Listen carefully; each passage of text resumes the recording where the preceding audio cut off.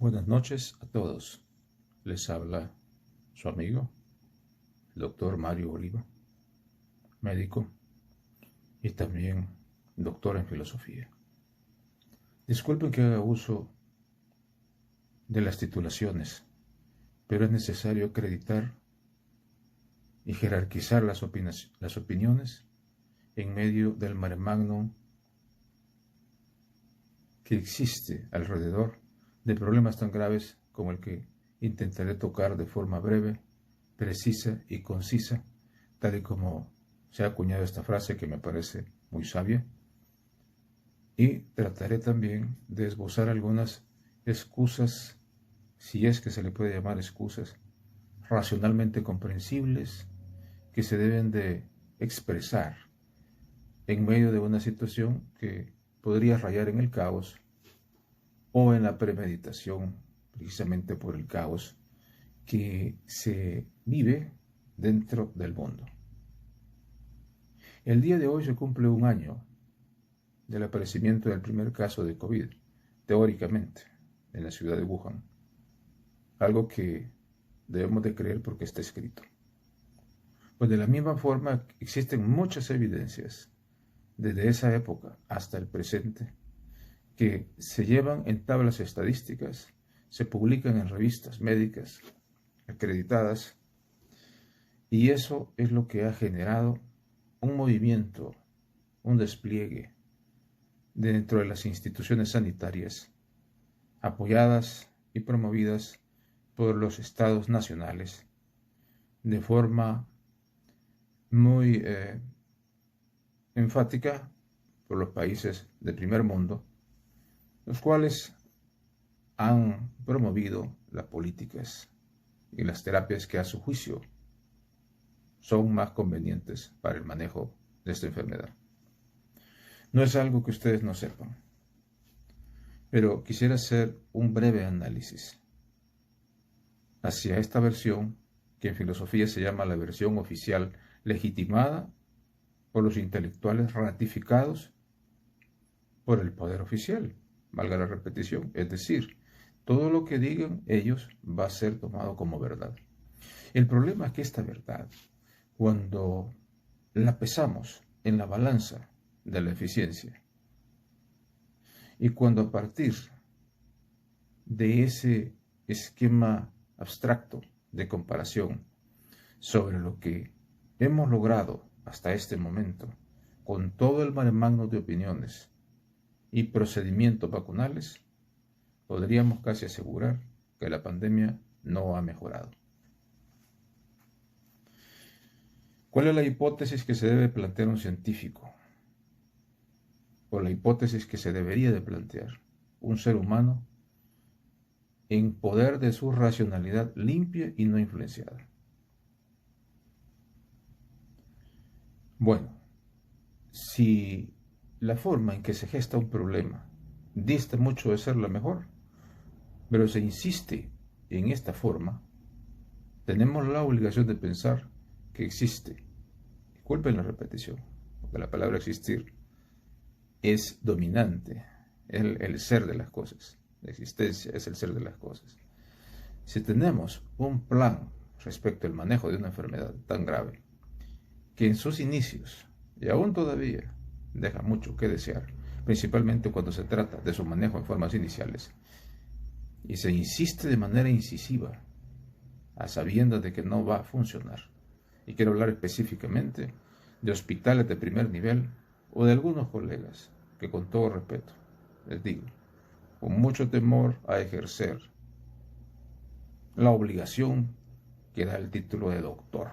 El título de doctor viene de docere, que significa enseñar.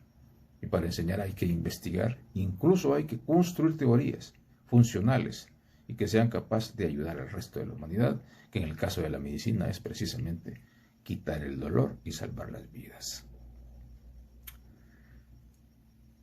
El COVID no es del dominio de nadie, es ya un conocimiento demasiado popular. Un virus RNA igual al del dengue, igual RNA al del HIV. Comparaciones un poco funestas, pero hay que hacerlas. Pero un virus que es capaz de provocar una inflamación mortal, en unos más que en otros. Y ese es un tema que poco se ha abordado. Se habla mucho de factores de riesgo, pero no se habla demasiado y de forma eficiente de los supertransportadores. Los grupos O grupos principalmente O y el factor RH negativo, que son los más fuertes, pero que ahora, debido a las altísimas cargas virales y a las mutaciones, se están volviendo cada vez más débiles y ya se están presentando casos de complicaciones graves. No así el factor RH negativo, independiente del grupo sanguíneo. Pero esto es demasiado calculado. Esto es demasiado progresivo. El no haber avisado de forma precisa a principios del 2020 la fuga masiva de un virus mortal nos obliga a pensar de forma coherente de que este no es un virus que se ignoraba su comportamiento final.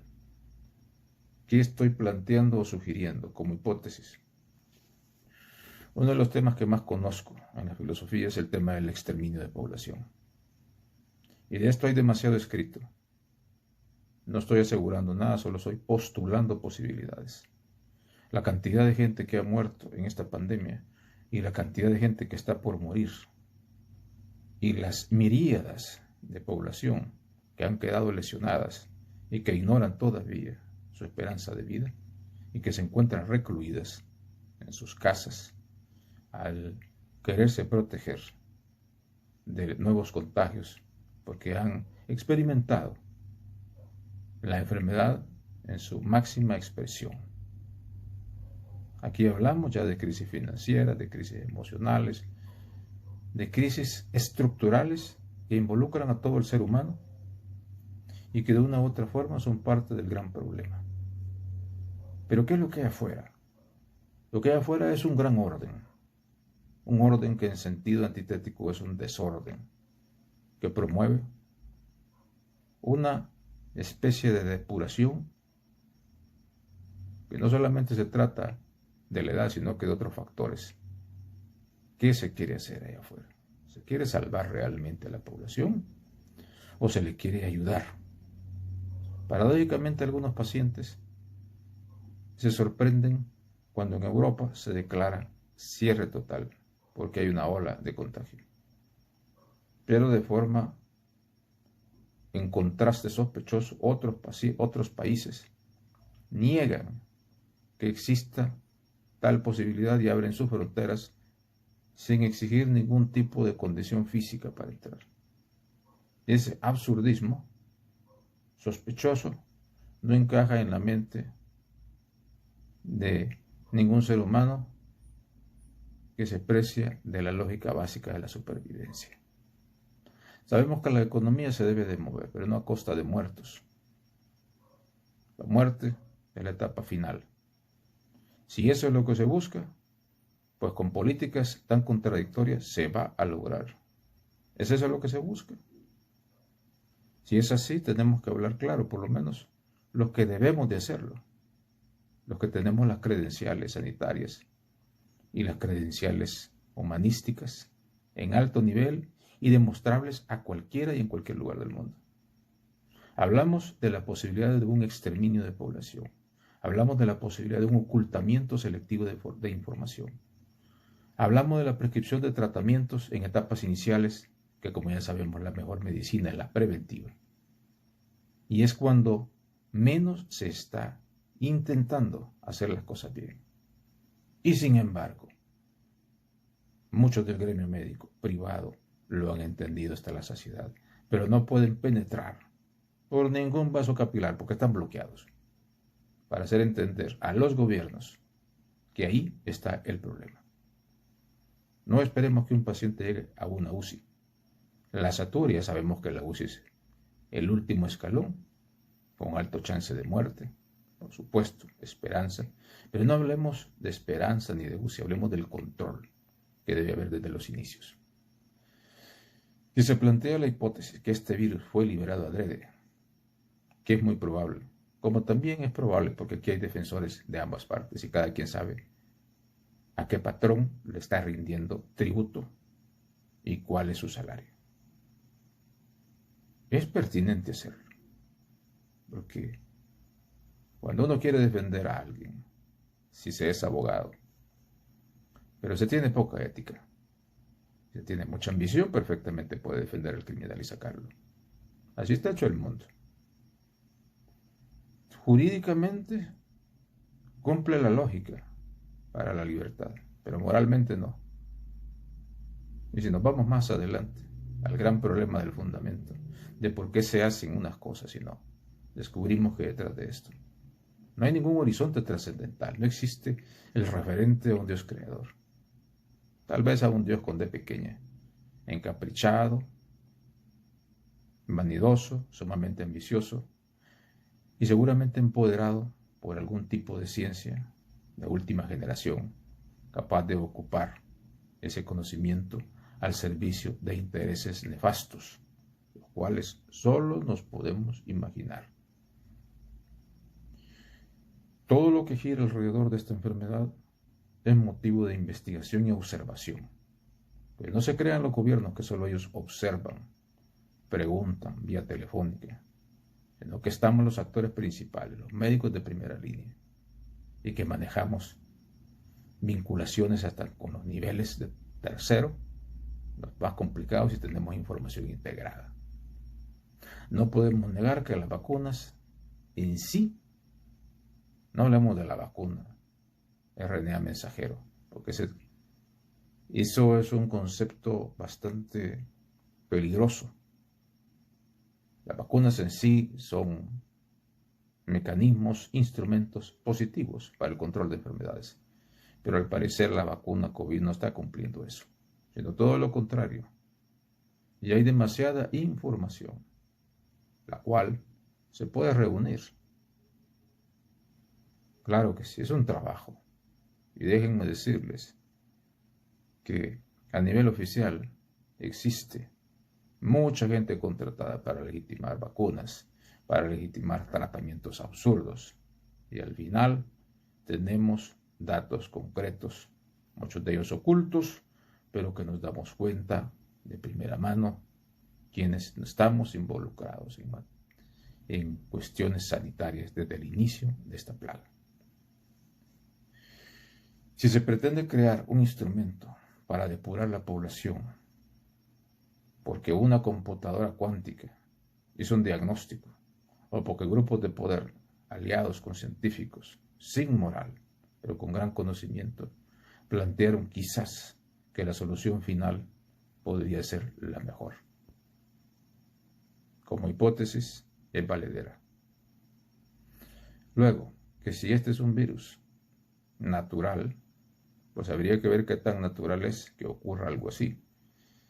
Estamos en una época del desarrollo científico-tecnológico, que aunque seamos conocedores de la historia, de todo lo que sucedió en la gripe española, de todo lo que sucedió en la gran peste de Europa, pero estamos en el siglo XXI y todo eso no debería de estar sucediendo. No debería. Existen demasiados recursos para haber frenado semejante catástrofe que ha reseteado, disculpen que repita una palabra ya acuñada por otros, ha reseteado en sentido negativo a la humanidad. La ha recluido y la está obligando a tomar decisiones difíciles y controversiales.